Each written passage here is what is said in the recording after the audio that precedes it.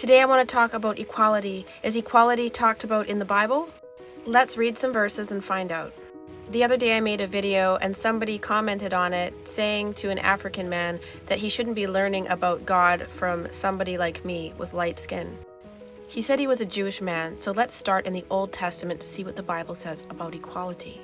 Genesis chapter 1:27 says, "So God created mankind in his own image.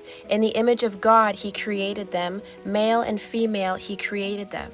God created us in his image. There is no inequality there. Proverbs 22:2 says, "Rich and poor have this in common. The Lord is the maker of them all." Malachi 2:10 says, "Do we not all have one Father? Did not one God create us? Why do we profane the covenant of our ancestors for being unfaithful to one another?" We have one Father. He didn't make any of us to be lesser or greater. Deuteronomy 10:17 says, "For the Lord your God is God of gods and Lord of lords, the great God, mighty and awesome, who shows no partiality and accepts no bribes." It's as clear as day. God shows no partiality.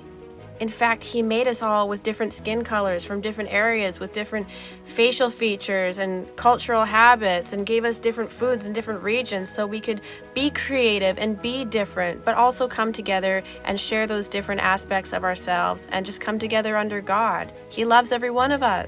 Leviticus 19:33 says, "When a foreigner resides among you in your land, do not mistreat them. The foreigner residing among you must be treated as your native born. Love them as yourself, for you were foreigners in Egypt. I am Yahweh your God."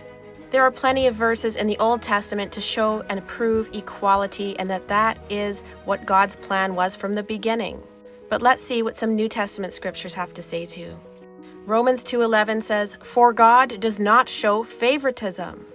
In Mark 12:31, Jesus says that the second greatest commandment ever is to love your neighbor as yourself. Ephesians 5:21 says to submit to one another out of reverence for Christ. Psalm 67:4 says that God rules the nations with equity. Romans 3:23 says that we all have sinned and all fall short of the glory of God. We're all on a level playing field and no one is greater than another. James 2:9 says, "If you show favoritism, you sin and are convicted by the law as lawbreakers." Acts 10:34 and 35 says that Peter said, "I now realize how true it is that God does not show favoritism, but accepts from every nation the one who fears him and does what is right." And Galatians 3:28 says, "There is neither Jew nor Greek, there is neither bond nor free, there is neither male nor female, for you are all one in Jesus Christ."